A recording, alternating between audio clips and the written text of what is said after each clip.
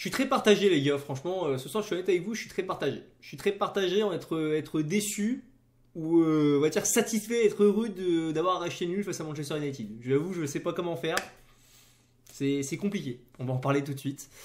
Eh bien bonsoir à tous les amis, aujourd'hui on se retrouve pour le débrief de OL Manchester United, quart de finale aller de la Ligue Europa. Match nul de partout là-bas, chez nous, au Groupama Stadium. Je m'excuse d'avance de ne pas avoir fait le débrief de Lyon-Lille parce que malheureusement j'avais pas pu voir le match et bon, je voyais pas l'intérêt de faire un débrief sur un match que j'ai pas vu, même en regardant le résumé. Je pouvais pas assez bien analyser et donner mon avis sur ce match, à part vous donner mon avis sur les actions. Donc voilà, je suis désolé de ne pas avoir fait le débrief par rapport à ça. C'est pas que j'ai oublié, c'est juste que je pouvais pas. Puis voilà. Bref, les compos de ce match. Donc Paulo Fonseca qui nous a proposé du coup cette espèce de 4-2-3-1. Une équipe, qu'il faut le dire, et ça on va en parler après dans le match, assez remaniée. Et il y a vraiment des éléments importants de nos joueurs qui sont blessés, qui sont absents, qui nous ont manqué. Hein. Donc déjà on va commencer par le classique, la défense ça bouge pas trop. Hein. Et d'ailleurs une défense un peu égale à elle-même, hein. Malheureusement. Hein. Des trous d'air parfois. Pas forcément dégueulasses, hein, pour ce soir pour le coup. Je suis quand même pas forcément dégueulasse, ça a été assez courageuse quand même. Mais franchement, quand même déçu. Lucas Perry ce soir très déçu dans les cages. Hein. Franchement, je trouve qu'il aurait pu faire un meilleur match. Sa remise sur le premier but, l'égalisation de Manchester United avec le but de Euro. Je pense vraiment qu'il peut faire mieux. Je pense qu'il peut au moins la capter. Il peut se coucher, il peut faire quelque chose d'autre. Tu vois, il au moins mettre une chandelle, je sais pas. Mais bon, il la dégage trop, on va dire, dans le sens, à la hauteur des joueurs. Il aurait pu au moins la faire basculer au moins en hauteur. Ça aurait laissé un peu de temps. Bref. Latéral gauche, Tagliafico, très gros match de la part de Tagliafico, j'ai bien aimé par contre. Niakate Mata, Maitland Niles à droite. Akuku, Veretout, alors ça c'est vraiment ça qui faisait flipper dans ce match-là, hein, ce milieu-là, ces joueurs qu'on voit jamais. Veretout, bon on connaît un peu le profil, mais on sait que chez nous ça marche pas. Akuku, des fois on oublie carrément qu'il joue chez nous, ça j'oublie des fois, mais oui il fait partie de l'effectif, c'est ça qu'on voit qu'on a des gros manques, hein, avec l'absence de Tessman qui était absent pour raison personnelle, et bon Matic j'ai pas trop compris pourquoi il a peut-être une petite gêne, je me rappelle plus, ou c'était un choix de Paulo Fonseca, je sais pas trop. Almada en 10, ça a été par contre plutôt moins. Cherki, bon match de sa part, pour moi pas parfait, mais un assez bon match quand même de sa part, il avait plus de positifs que de négatifs pour moi. Tolisso, voilà. À gauche, c'était assez compliqué. Je trouve que j'aurais préféré le voir à la place d'un Koku ou d'un Veretout. Et Mikotadze en numéro 9, par contre, lui. Oh là là. Ah, Mikotadze, mon dieu. Bref, je vais parler du match. Voilà, on va en parler tout de suite. Alors, pourquoi je dis que je suis assez déçu premièrement et je suis assez partagé? Parce que franchement, ce soir, les gars, oui, c'est Manchester United. Oui, c'est un club légendaire du football, hein, de l'histoire du football anglais et même du football tout court. Hein. C'est, je crois, 3 Ligues des Champions, je ne sais pas combien d'Europa League. Bref, ils ont aussi des Europa League. En Première Ligue, c'est l'équipe actuellement avec le plus de Première Ligue, il me semble, 20 Première Ligue. Même si Liverpool, s'ils le gagnent cette année, ils seront en égalité avec eux. Ils vont revenir à 20 aussi. Enfin, t'as compris quoi. Bref, un club légendaire. Mais franchement, les gars, cette équipe United, et je pense qu'on l'a vu ce soir, malgré qu'on fasse match nul contre eux. C'était prenable. Hein. Franchement, alors, il y a beau avoir de beaux noms, parce qu'il y a quand même de très beaux noms quand même sur la feuille de match quand même. Hein. C'est plus le grand Manchester avec Ronaldo, je sais pas, Giggs, voilà, Van Persie, tout ce que tu veux. Enfin, Van Persie, ça n'a pas été trop sa parade, mais plus on va dire, voilà, les Paul Scholes et tout. J'ai pas trop connu cette période-là. D'ailleurs, Wayne Rooney, j'ai connu un peu plus, tu vois, par exemple.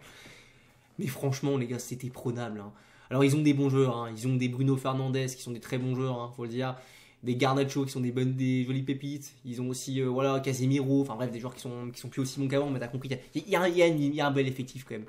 Mais cette année, quand tu vois leur saison, tu vois qu'ils sont dégueulasses. Et tu vois que dans le jeu, c'est pas une belle équipe. Tu vois, franchement, ils sont prenables. Je vous jure que cette équipe-là, malgré qu'il y a des très beaux noms sur la feuille, c'est une équipe, et j'ai pas peur de le dire, et c'est pas un manque de respect pour ce que je veux dire, mais c'est une équipe qui peut jouer top 8 Ligue 1. Quoi. Enfin, ça vaut peut-être pas plus que top 8 Ligue 1. Quoi. Franchement, en Ligue 1 actuellement, des équipes comme Monaco, Lille, pour ma pareil, c'est sûr qu'il est après pour moi. Marseille, je sais pas trop parce qu'ils ont un peu de problème en Europe. Mais petite balle perdue, désolé. Des équipes aussi, je sais pas, comme même Strasbourg, tu vois. Franchement, je pense qu'ils pourraient faire le taf contre eux, quoi.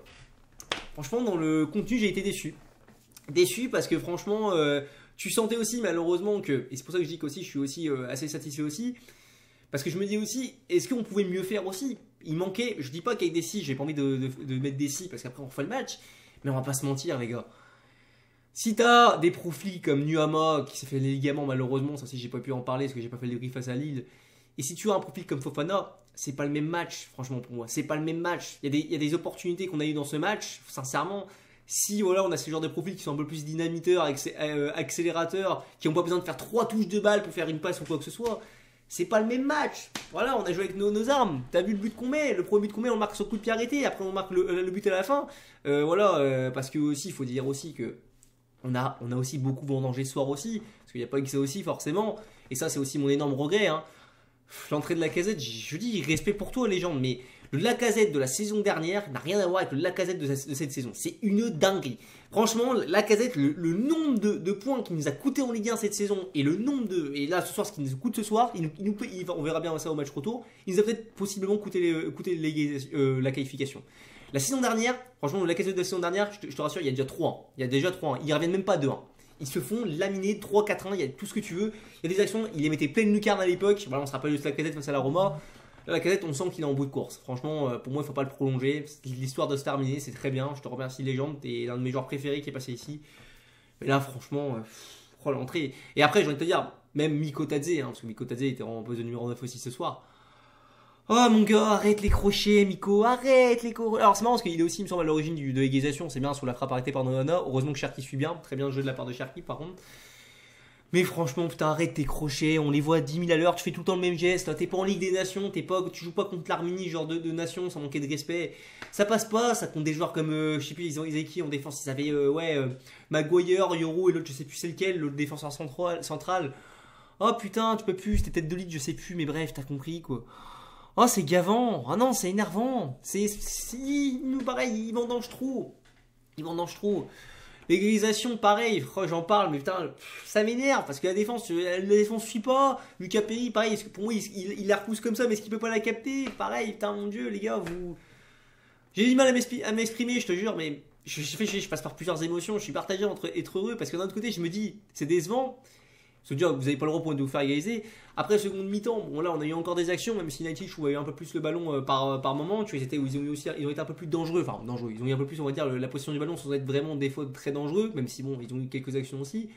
Mais putain, il y avait la place aussi en seconde mi-temps, les gars, de marquer aussi. Putain, sans déconner. Comme je dis, Lacazette, il a vendangé. J'ai l'impression qu'on n'a pas été à la hauteur de l'enjeu ce soir, malheureusement. Même si on avait des blessés, tout ce que tu veux, je pense vraiment qu'il y avait mieux à faire, quoi. Bon. Après, on va pas se plaindre parce qu'après, on se prend cette clim dans les dernières minutes de la part Zigzé et je me dis, oh putain, vas-y, il me gave, c'est tout le temps pareil. Mais bon, Ryan Cherki nous a maintenu en vie de 2, les gars, il faut aussi s'estimer heureux, tout est encore possible.